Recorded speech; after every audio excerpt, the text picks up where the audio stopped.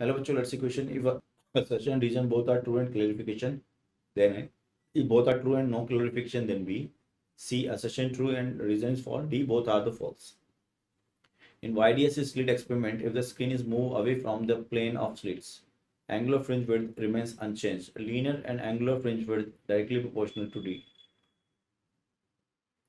तो बच्चों की कॉन्सेप्ट क्या हो गया यहाँ पर? की कॉन्सेप्ट हो गया आपके पास angular and linear linear fringe width fringe width. तो मान लो ये आपके पास एक इंटरफेरेंस पैटर्न है, ये आपका इंटरफेरेंस S1 है, ये आपका S2 है, ठीक है। और अगर अपन देखें यहाँ पर S1 S2 है तो ये स्क्रीन हो गई आपके पास। तो ये स्क्रीन पर हमें क्या मिल रहा है? Central maxima. इसके ऊपर क्या मिल रहा है आपको? First minima. इसके नीचे क्या मिल रहा है आपको? First minima. ये पैटर्न हो गया आपका।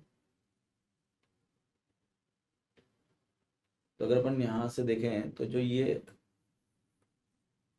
इसको हम बोलते हैं omega, that means angular width of central maxima. Angular width of central maxima, angular width of central maxima. जो बीटा होगा, ये इन दोनों के बीच का डिस्टेंस बीटा हो जाएगा। तो बीटा क्या है? It is linear width of central maxima.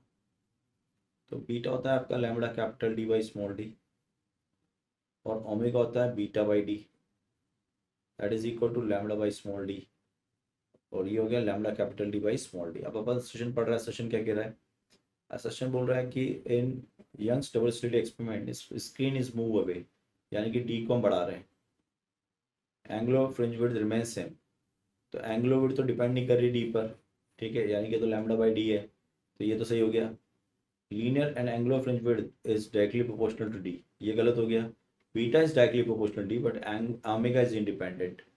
तो बी तो सही है आपका, हमसे असर्शन तो सही है, लेकिन रीजन गलत है। Final answer of the question is C, and I hope you understood it. Best of luck.